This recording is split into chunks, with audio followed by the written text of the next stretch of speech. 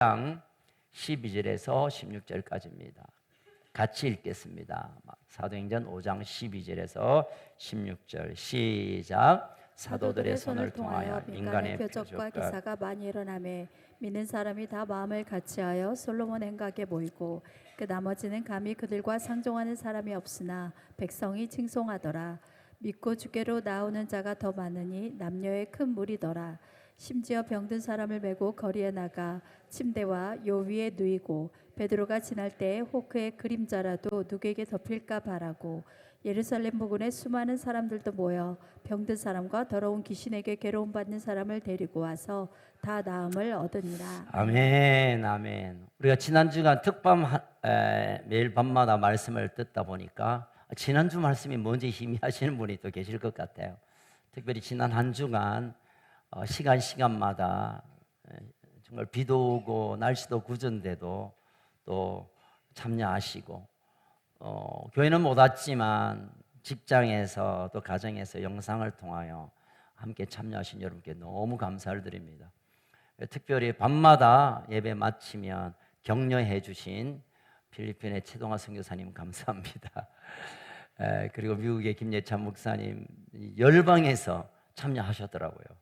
그래서 또 여러분들이 이번 특별히 저에게도 새로운 하나님께서 주시는 이 부르심에 대한 강렬한 감동과 감격이 있고 또 여러분 피드백을 받아보니까 정말 하나님이 많은 일을 하셨다 생각이 듭니다.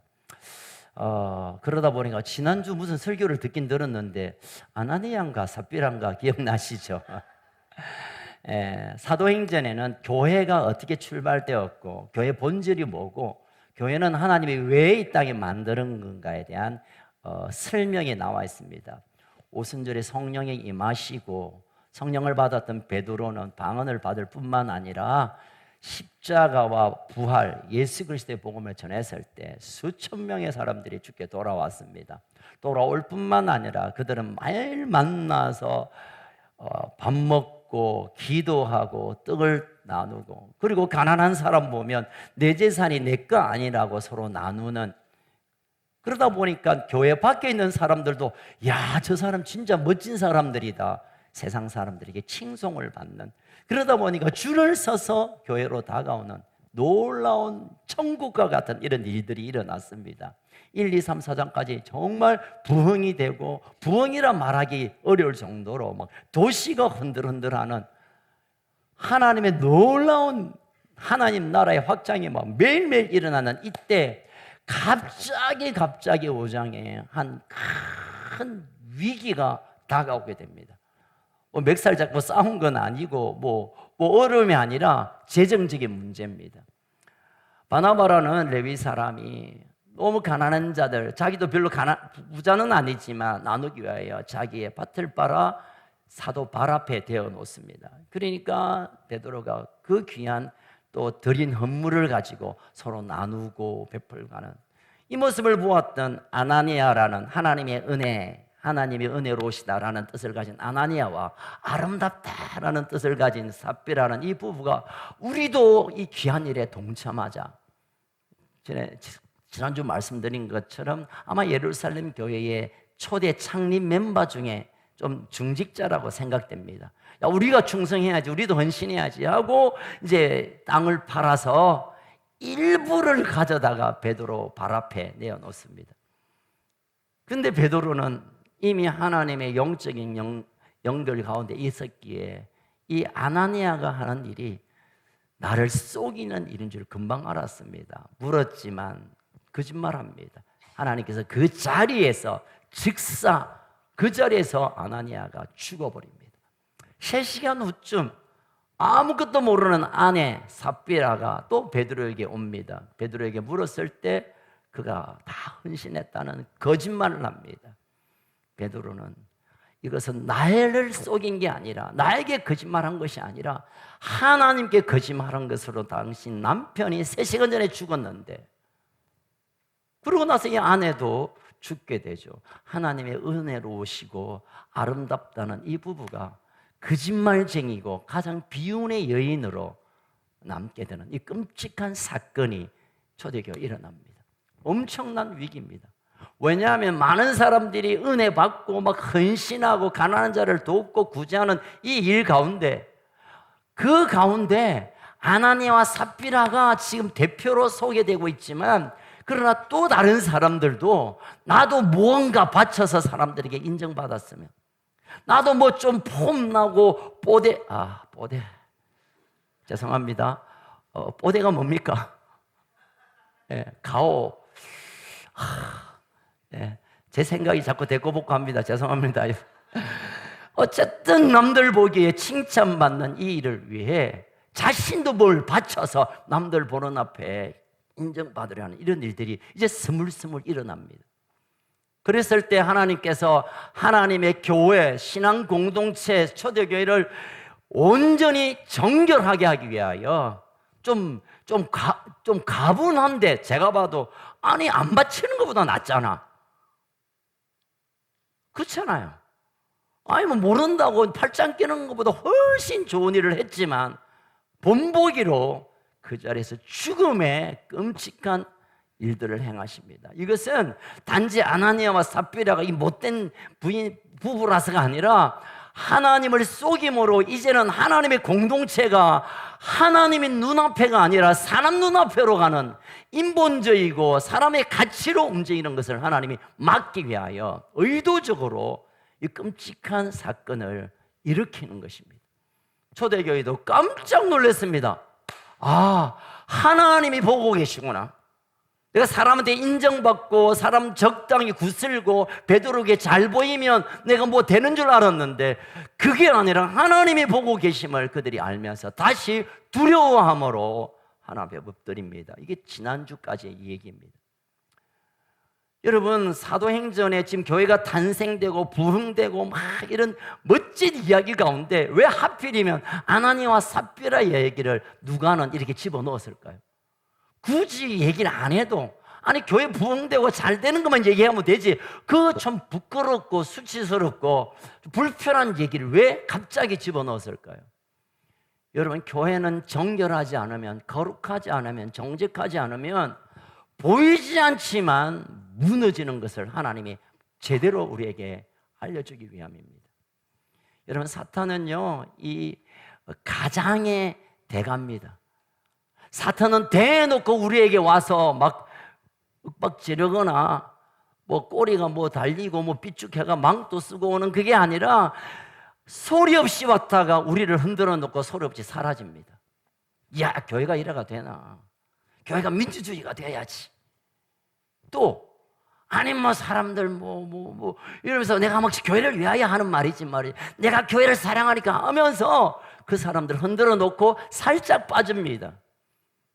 그리고는 그 인생을 들여다 보십시오. 얼마나 비참한, 지금 아나니아와 삽비라는 죽었지만 나는 살아있는데 괜찮는데, 아니요, 살아있지만 그의 영이 이미 죽은 것과 같은 이런 일들이 얼마나 이 땅에 많은지 몰라요. 여러분, 큰 교회, 멋진 교회, 큰 건물의 교회, 숫자가 많은 교회가 하나님의 거룩한 교회가 아니라 하나님의 정결함이 없는, 하나님의 거룩함이 없는 공동체는 이미 하나님으로부터 떠난 것이며, 성경을 들고 노래는 부르고 모이지만 하나님은 적어도 그것을 나의 교회라고 인정하지 않는 것입니다. 자, 아나니아와 삽비라 얘기는 우리에게 약간 멈추게 하는 사건이고, 베드로에게도 엄청난 사건이고, 함께 모였던 초대교회 예루살렘 교회에도 경종을 울릴 뿐만 아니라 두려운 사건이 되었습니다. 그러나 이 위기가, 이 끔찍한 위기가 제2의 아나니아와 삽비라, 제3의 아나니아와 삽비라가 나올 텐데, 하나님이 아주 제대로 하나님의 살아계심을 보여준 이 사건이 이제 정리되면서 이제 이 예루살렘 교회가 또 어떻게 바뀌어졌는가를 오늘 본문에서 보여주고 있습니다. 12절을 우리 같이 한번 읽겠습니다. 12절 시작. 사도선에 통하여 민간의 표적과 기사가 많이 일어나매 믿는 사람이 다 마음을 같이하여 솔로몬 행각에 보이고. 네, 잠깐 띄워놓으세요. 이 아나니아와 삽비라의 사건을 통하여 교회가 쑥대밭이 되고 막, 그리고 아나니아와 삽비라 너무 심하다. 아니 그럴 수 있잖아요, 인간적으로. 아니 먹고 살아야 되니까 다 바치는 게 그건 너무 심한 요구지. 아니 뭐 그것 가지고 뭐 하나님 그래서 사람을 죽여버리나? 베드로도 그렇지. 뭐 그러면 좀 막아주고 보호해줘야지. 뭘 좀 너무하다. 이러는 사람들이 여전히 있었지만, 그러나 하나님께서 이 아나니아와 삽비라의 끔찍한 죽음의 사건을 통하여 하나님이 이제 시작하시는 새로운 장면이 있는데, 그건 뭐냐면 사도들의 손을 들어 민간의 표적과 기사가 많이 일어나기 시작했습니다. 물론 2장에 베드로 요한이 성령 미문에 있는 40살 된 안전뱅이를 일으킨 기적도 놀랍지만, 그것과 비교할 수 없는 민간의 표적과 기사가 많이 지금 일어나고 있습니다. 베드로가 지나가면 막 환자가 부벅 일어나고, 베드로가 눈만 마주쳐도 그 암이 떠나가고, 뭐 엄청난 기적들이 일어나기 시작했습니다. 하나님의 교회가 순교를 다시 회복하고 하나님 앞에 거룩을 회복하고 하나님 앞에 사는 것이 확정이 되니까, 이제 사도들의 손을 통하여 기적과 표적과 놀라운 초자연적인 일이 일어나기 시작했습니다. 근데 여러분, 이것을 우리가 잘 들여다봐야 될 것은, 베드로나 뭐 요한이나 이런 사도들의 손이 특별한 능력이 막 찌찌찌찌 들어가가지고 막 갖다 대면 픽픽 넘어가가지고 막 푹푹 살아, 이런 우리가 표면적으로 보지만, 그럼 사실은 이 말씀을 좀 더 깊게 묵상하면 사도들의 손 위에 전능하신 하나님의 손이 함께 하니까, 사도들의 손을 대는 곳마다, 사도들이 행하는 걸음마다 그들의 능력, 그들의 재주, 그들의 실력이 아니라 하나님의 능력이 나타나서 민간의 표적과 기사가 많이 일어났다고 보는 것이 정확합니다. 아멘. 하나님의 손이 사도들 손을 붙들으니까, 사도가 뭘 하는 것은 사도들이 하는 게 아니라 하나님이 하게 하는 일이 되었기에 상상할 수 없는 초자연적인 일들이 일어났습니다. 사랑하는 가족 여러분, 이 하나님의 손이라는 이름은, 이 표현은 여기저기 좀 많이 나옵니다. 왜 누가는 이 사건을 사도들이 기도할 때 나왔다는 것을 왜 사도들의 손을 내밀며 하나님의 손이라는 생각을 했을까요? 여러분, 아나니아와 삽비라는 자기의 손으로 교회를 주물러 보려고 했습니다.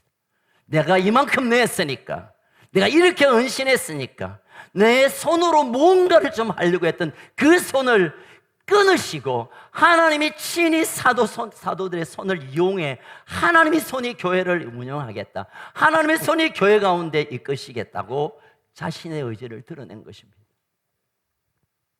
여러분, 우리 교회에 하나님의 손이 있음을 저는 믿습니다. 성경에 보면 하나님의 손에 관한 이런저런 말씀이 있는데 한번 찾아볼까요? 여호수아 4장 24절 시작. 이는 땅의 모든 백성에게 여호와의 손이 강하신 것을 알게 하며 너희가 너희 하나님 여호와를 항상 경외하게 하려 하심이라 하라. 가나안의 모든 전쟁은 여호수아가 작전을 짜서, 또는 여호수아의 군대가 막 용맹스러워서 뭐 군사를 확보해서가 아니라 철저히 하나님의 손이 여호수아를 붙들고 싸웠다는 사실을 지금 증거하고 있는 것입니다. 또 이어서 보겠습니다. 에스라 8장 31절 시작. 첫째 달 12일에 우리가 아하와 강을 떠나 예루살렘으로 갈새 우리 하나님의 손이 우리를 도우사 대적까지 매복한 자의 손에서 건지신지라. 출애굽뿐만 아니라 이스라엘 백성이 가는 곳곳마다 그들이 그냥 달려 주력이 좋아서 뒤에 군대에 따돌린 게 아니라 하나님의 손이 그들을 들어서 옮겨 놓으셨다. 하나님의 손을 두었다는 의미는 그냥 아담아서 다른 데로 옮겨 놓으셨기에 대적들의 모든 칼과 창을 피해 하나님의 보호 가운데 있었다는 것입니다. 또 베드로전서 5장 6절 같이 읽겠습니다. 시작. 그러므로 하나님의 능하신 손 아래에 겸손하라. 때가 되면 너희를 높이시리라. 하나님의 능하신 손 아래에 거하고 있으면, 지금 내가 낮추어져 있고 지금 내가 없고 실패하고 내게 아무 기대되는 인생이 아니지만, 하나님의 손 안에 들어가면 그분이 그 손으로 나를 세울 때 세우고 필요를 채우는 기적을 행하실 줄로 믿습니다.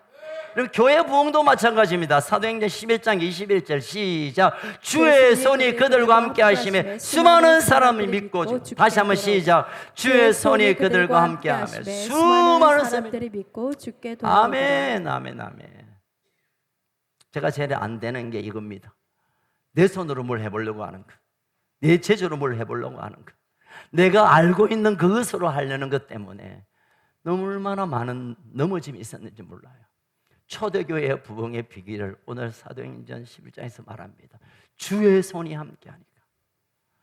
사랑하는 우리 가족 여러분, 하나님의 손, 주의 손이 여러분 인생을 붙들기를 주의 이름으로 축원합니다.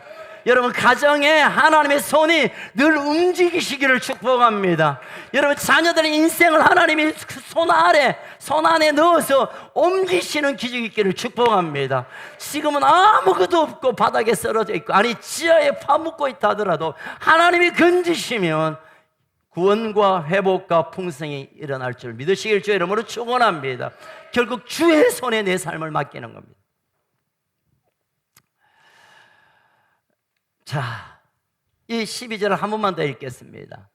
첫 번째는 사도들의 손을 하나님의 손이 친히 붙드셔서 기적을 행했고, 그러니까 초대교회 성도들이 어떻게 했을까요? 12절 시작. 사도들의 손을 통하여 민간의 표적과 기사가 많이 일어나매 믿는 사람이 다 마음을 같이하여 솔로몬 행각에 모이고. 이런 모이는 것이 복입니다. 할렐루야. 여러분 사도들의 손을 통하여 수많은 기적이 일어난 것도 초대교회에 주신 하나님의 복 선물이지만, 모이는 것 또한 하나님의 복입니다. 왜냐하면 모이는 것을 우리는 뭔가 모여주는 것으로 이해하는 분들이 많이 계셔요. 특밤하면 모여주고, 셀 모임하면 힘들지만 모여주고, 예배 시간 다른 스케줄 많지만 그래도 모여주는 거예요. 이런 그 모임 자체가 얼마나 복인지 코로나 때 시간을 보내면서, 여러분 우리가 모이는 이 자체가 그냥 나도 오고 너도 오고 그아도 오고 해서 그냥 모인 것 같지만, 하나님이 모임 곳에, 모임 그 자체에 관해 복이라고 말씀합니다. 사실은 일반적으로 그 심리학자들도 그런 얘기를 합니다. 되게 심리학에서 인간의 욕구에 대해서 많이 말해요. 메슬로라는 분은 5가지 욕구가 있다. 또 어떤 사람은 인간에 4가지 욕구가 있다. 어떤 사람은 2가지 욕구가 있다. 어떤 사람은 3가지 욕구를 채워야 그래도 만족하고 나 행복하구나, 나 가치 있구나 여긴대요. 이것들을 좀 종합해 보면 저는 제가 볼 때는 한 3가지의 욕구라고 봅니다. 첫 번째는 가장 기초적인 일상적인 욕구가 있습니다. 자, 한번 물어볼게요. 배고프면 어떤 욕구가 있습니까? 먹고 싶다. 너무 고상한 말로 말하지 말고. 왜 욕을 합니까? 식욕? 아니 배고프면 먹고 싶다. 이게 욕구예요, 여러분. 이 본능적 욕구죠. 또 피곤하면 웃자고 싶다, 눕고 싶다, 자고 싶다. 또 그런 거 이제 먹고 사는 의식주에 관련되어서 우리가 필요가 채워지기를 원해요. 그래서 좀 더 맛있는 거 먹고 싶고, 좀 편안한 집을 구하고, 좀 폼나는 옷을 입고 싶고, 이런 이 욕구들이 있어야 적어도 사람은 만족감이 있고, 내가 좀 행복하다 할 수 있습니다. 두 번째 욕구는 기본적인 욕구인데요. 이 기본적인 욕구는 서로에 대한 관계 안에서 만들어지는, 만족하는 겁니다. 부모가 자녀가 있으면 자녀가 없거나, 또는 자녀가 어디 몰래 갔거나, 자녀가 어떤 어려움이 있으면 그 욕구가 채워지냐 불안하고 괴롭고 힘들어요. 또 부부, 자녀, 그러니까 사람의 관계 안에서 그거는 내가 크게 중요하지 않다. 내 혼자 잘 먹고 잘 살면 되지. 굳이 여러 사람 엉키갖고 머리 아프고 쏟고 쏘기고 필요 없다. 나 그냥 집안에 있을래. 히키꼬물이 됐을까? 문그를 잠가놓고 있는 거. 그게 정상이 아니에요, 여러분. 그냥 사람을 만나고, 가족들이 만나고, 직장에서 만나고, 교회에서 만남을 통하여 내 마음에 만족감이 오는 욕구가 있습니다. 또 세 번째 욕구는 근본적인 욕구라고 저는 이름 짓고 싶습니다. 이건 뭐냐면, 사람은 영적인 존재이기 때문에 절대자이신 신 하나님과의 관계가 있어야 우리에게 만족함이 있습니다. 우리가 개, 돼지, 소가 아니기 때문에 영으로, 하나님의 영으로 지음받은 하나님의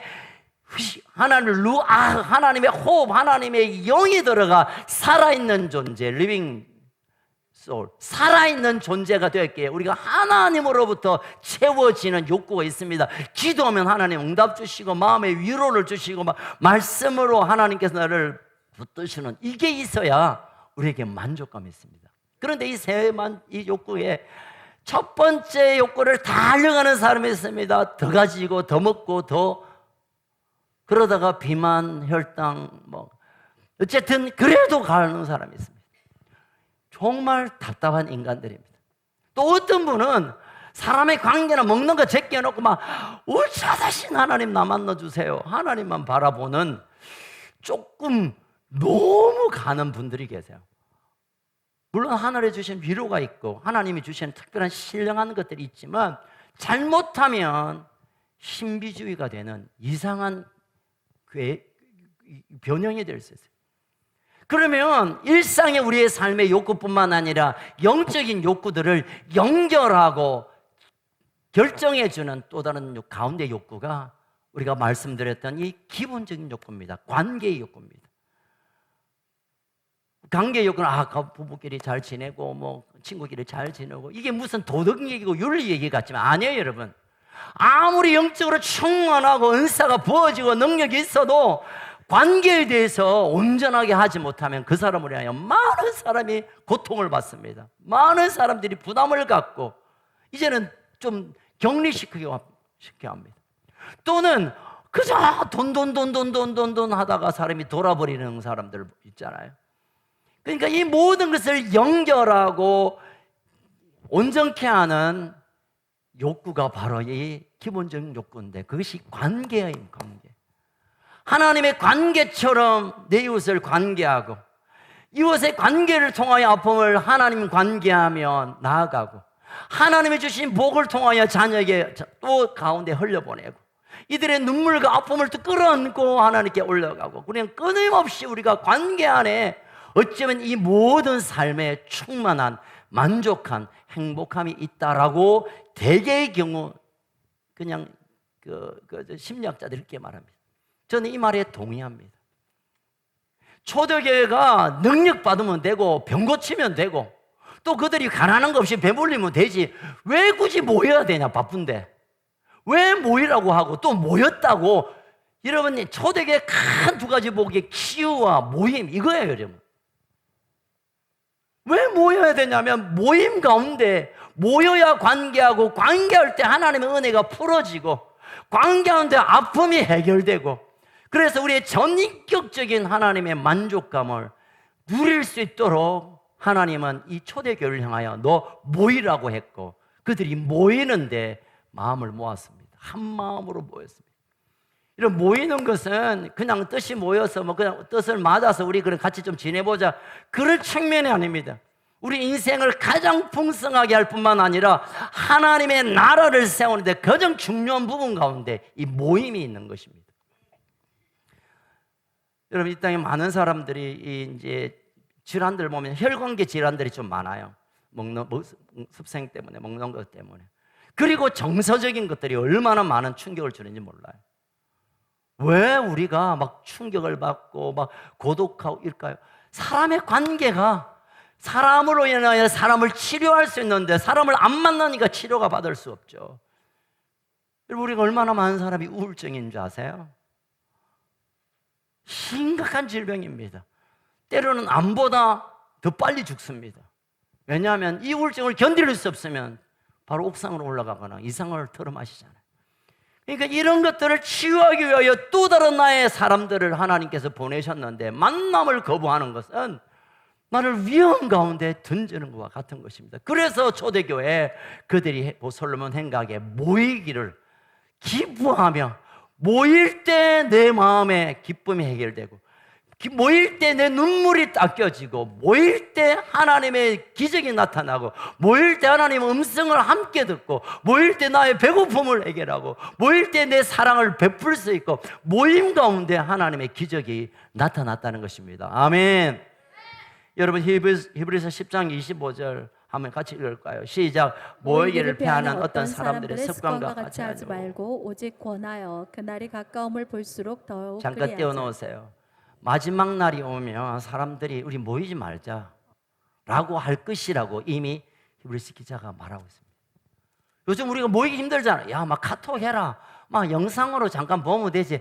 야, 뭐 내 인생, 내 시간 내가 좀 관리할게. 아, 됐다. 이게요, 세상이 바빠서 그런 것도 있지만 악한 마지막 때 우리가 서로 설 수 없도록 사단이 우리를 만나지 못하게 하는 거예요. 여러분.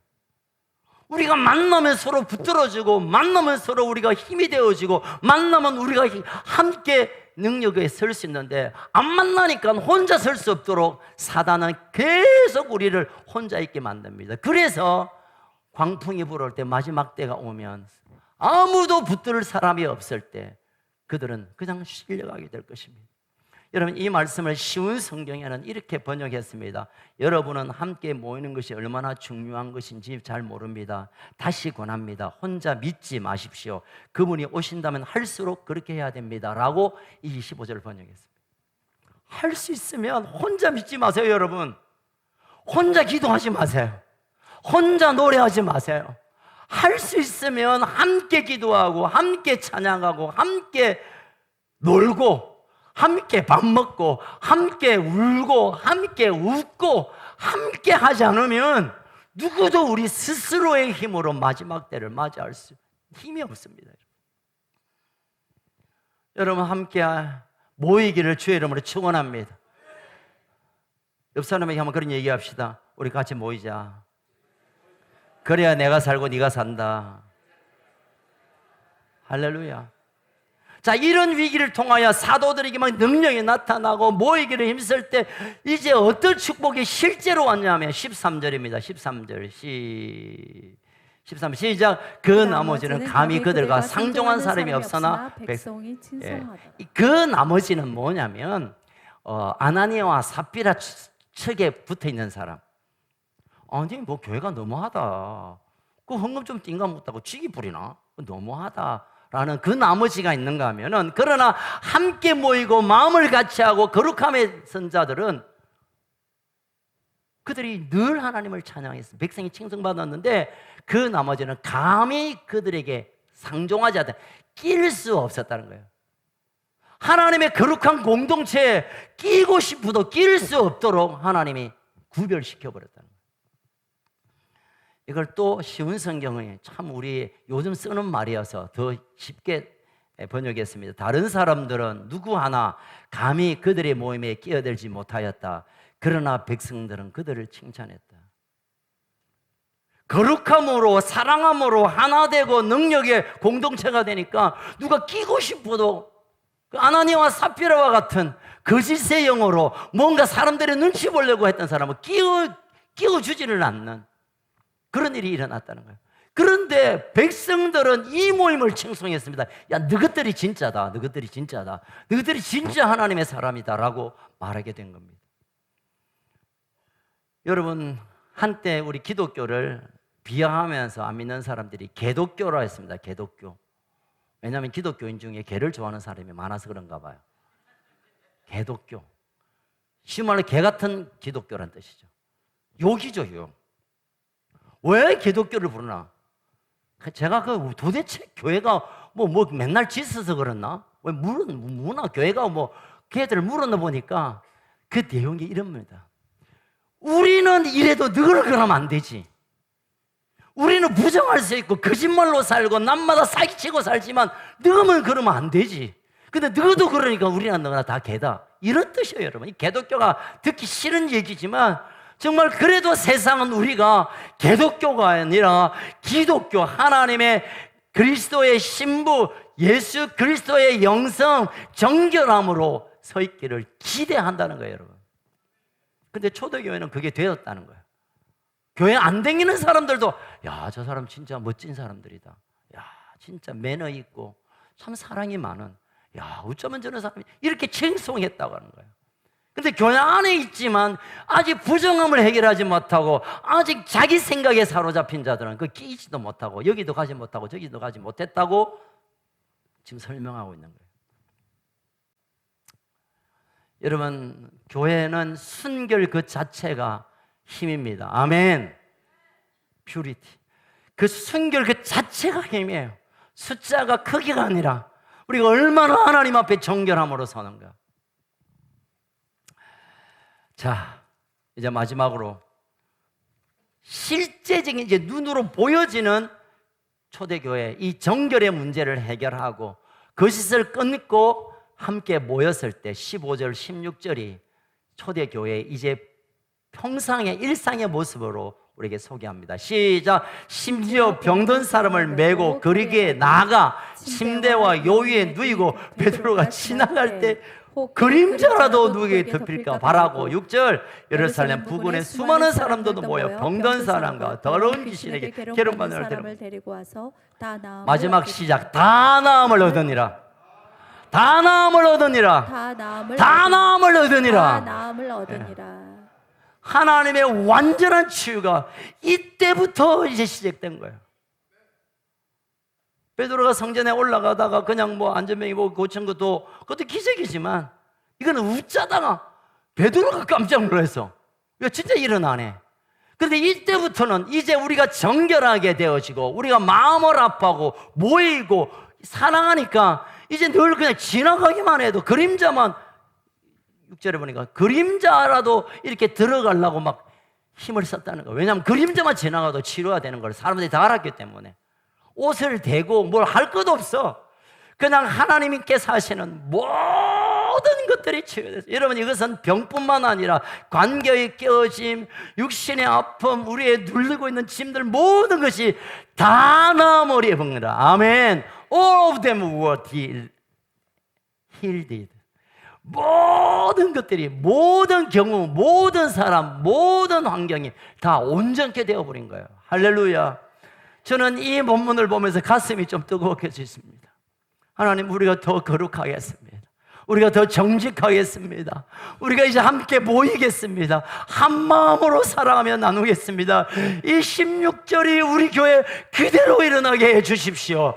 다 나음을 얻으리라. 할렐루야. 다 나음을 받으리라. 할렐루야. 그런 일이 있기를 저는 도전하고 싶습니다. 사랑하는 가족 여러분, 다 우리가 병이 있잖아요. 병원에 가서 확인되는 병도 있지만 병원이 할 수 없는, 발견할 수 없는 병, 육신의 병뿐만 아니라 우리의 마음의 상처들, 영의 그 깨어심들, 또 부부와 자녀와 또 사업장과 모든 것들이 지금 뒤틀려 있고 빠직빠직 소리가 나지 않습니까? 그런데 오늘 성경은 상태를 봐서 나으니라가 아니라 다 나으니라. 할렐루야. 하나님의 온전한 치유가 우리의 정결을 통하여 그대로 이루어지기를 주의 이름으로 축원합니다. 특별히 오늘 예배 가운데 나오신 여러분, 내가 정결함으로 주기로 서기로 결단하고 하나님의 손이 내 인생 가운데 머물기를 기대한다면 하나님이 다 나으리라. 이 16절이 그대로 이루어지는 기적이 일어날 줄 믿으시길 주의 이름으로 축원합니다. 우리 함께 일어나서 한번 기도하겠습니다. 하나님 아버지, 초대교회, 아니 교회를 하나님이 설계할 때 우리가 정결함으로, 거룩함으로 마음을 다하여 모여서 서로를 향하여 사랑으로 나아갈 때 하나님께서 그들의 손에 하나님의 손을 얹어주셔서 기도하는 대로, 발이 가는 대로, 아니 옷가만 스쳐도 기적과 표적과 다 나음을 얻었다고 했는데, 이 말씀이 우리 교회를 주신 약속의 말씀이라면 이 말씀이 오늘 여기 우리에게도 이루어지게 하여 주옵소서. 나의 육신의 병뿐만 아니라 재정적인 어려움들, 관계의 깨어짐들, 가족 안의 불화, 사람들의 왜곡된 걸로 인하여 나누어짐, 이 모든 것들이 예수 그리스도의 이름의 권세와 성령의 기름으로 인하여 다 나음을 입게 하여 주옵소서. 다 나음을 입게 하여 주옵소서. 이것은 병원에서 해결하는 것이 아니라, 국가가 해결해 주는 것이 아니라, 그 누군가가 해결해 주시는 것이 아니라 하나님의 손이 임하고, 하나님의 손이 임한 우리가 함께 모일 때 이 기적이 실제로 일어날 줄로 믿습니다. 하나님, 우리 가운데 다 나음을 입으리라, 다 나음을 받으리라가 내 약속의 말씀으로 취하여지게 하여 주옵소서. 성령님, 다 나음을 받으려가 나의 말씀으로 오늘 취하고자 원합니다. 다 나음을 받으니라. 다 나음을 받으니라. 다 나음을 받으니라. 하나님의 약속이 오늘 나와 우리 가정과 우리 교회 가운데 상처나서 일어설 수 없는 이 민족 가운데 다 나음을 받으리라가 성취되게 하여 주옵소서.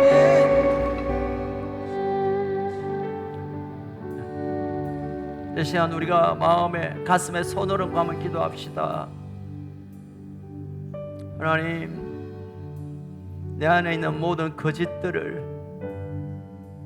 내 안에 있는 이 불신들을, 내 안에 온갖 쓰레기들, 내 안에 있는 모든 어둠들을 이 시간 주님 빛으로 오시고 그 어둠을 밝혀주시며 주의 거룩한 보혈로 부어주셔서 이것을 씻어주심으로 이제는 거룩함으로, 정결함으로, 순결함으로, 정직함으로 주님 앞에 서기를 원합니다. 그리고 이제 함께 모이기를 원합니다. 나의 사랑하는 가족과 시간을 내고 우리 사랑하는 교회 가족들과 함께 마음과 마음을 열고 만나고, 그래서 내 아픔을 쏟아내고 내 사랑을 나누고, 그렇게 되기만 한다면 하나님께서 하나님의 손으로 친히 그곳에 오셔서 모든 병을 낫게 해주신다고 하셨으니 우리가 그 말씀 앞에 도전합니다. 그 말씀 앞에 도전합니다. 주님, 내 안에 있는 모든 거짓들을 제하여 주십시오. 내 안에 있는 모든 거짓들을 제하여 주십시오. 내 안에 있는 모든 더러운 것들이 정결하게 되기를 원합니다. 하나님의 손이 내 인생을 붙잡아 주십시오. 내가 붙들었던 손을 내려놓고 하나님께 맡겨드리기를 원합니다. 하나님의 손이 임한 곳에 승리가 있고, 하나님의 손이 임한 곳에 기적이 나타나고, 하나님의 손이 임한 곳에 보호하심이 있고, 하나님의 손이 임한 곳에 기적이 일어남을 우리가 믿습니다. 주님, 내 인생을 하나님의 손으로 붙드십시오. 지금 내게 오셔서 내 인생을 하나님의 손으로 붙드십시오. 하나님의 손으로 내 인생을 붙드세요. 하나님의 손으로, 전능하신 손으로 나를 붙들어 주십시오. 전능하신 하나님의 손으로 내 인생을 붙들어 주세요. 전능하신 하나님의 손으로 우리 가정을 붙들어 주세요. 전능하신 하나님의 손으로 나의 모든 일을 붙잡아 주세요. 모든 병이 남을 입을지어다. 모든 것에 자유가 일어날지어다. 모든 곳곳마다 하나님의 손의 능력이 나타날지어다. 예수님 일하여 주시고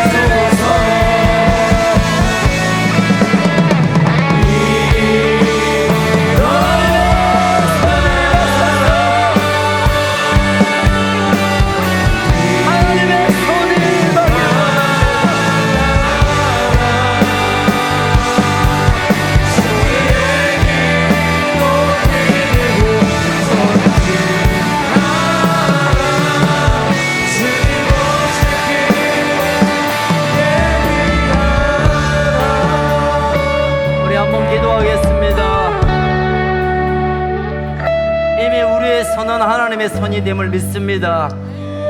하나님이 나의 아버지 되시며 그분이 나와 함께 하시며 지금도 우리 가운데 일하심을 믿는다면 우리 손을 하나님의 손으로 사용해 주실 줄로 믿습니다. 할 수 있다면 여러분 옆에 있는 분들과 손에 손을 붙들고 한번 기도합시다. 하나님, 우리가 붙들고 있는 이 손 위에 하나님의 손을 얹어 주시옵소서. 우리의 손 위에 전능하신 하나님의 손이 얹어지길 원합니다. 그래서 서로를 위해 기도하는 것이 응답받고 기적이 나고 모든 질병이 나아버렸는 역사가 나타나게 하옵소서. 우리 함께 기도하겠습니다. 주여, 하나님의 손이 임합니다. 하나님의 손, 하나님의 손이 임하였습니다.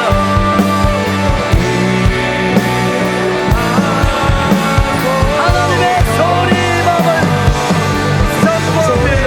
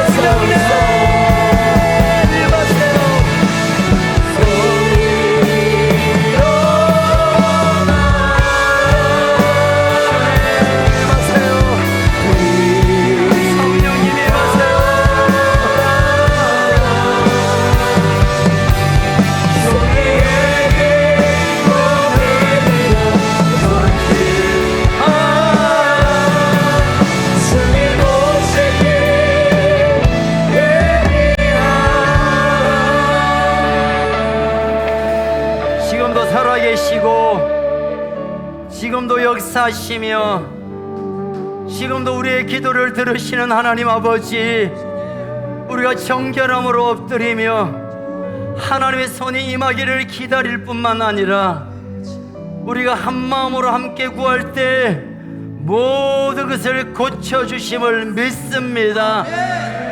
그 고침의 기적이 이제는 실제가 되게 하여 주옵소서. 누군가가 고쳤다, 누가 응답받았다는 얘기가 아니라 내가 고침받고 내가 해결받고 내가 그 기적의 주인공이 되게 하여 주옵소서. 이번 한 주간도 내 손을 하나님의 손에 맡기며 다시 일어납니다. 우리 삶의 순간마다, 우리 발이 가는 곳마다, 우리가 내미는 손길마다 하나님의 손이, 하나님의 능력이, 하나님의 크신 역사가 나타나는 복된 한 주간 되게 하여 주시옵소서. 우리의 참 소망이 되신 주 예수 그리스도의 그 크신 은혜와 우리를 사랑하셔서 지금도 달려오셔 친히 손을 얹어 능력 가운데 일하시는 하나님 아버지의 그 놀라우신 사랑과 깨닫게 하시고 감동케 하시고 결단케 하시고 기름 부어주시는 성령의 역사가 정결함으로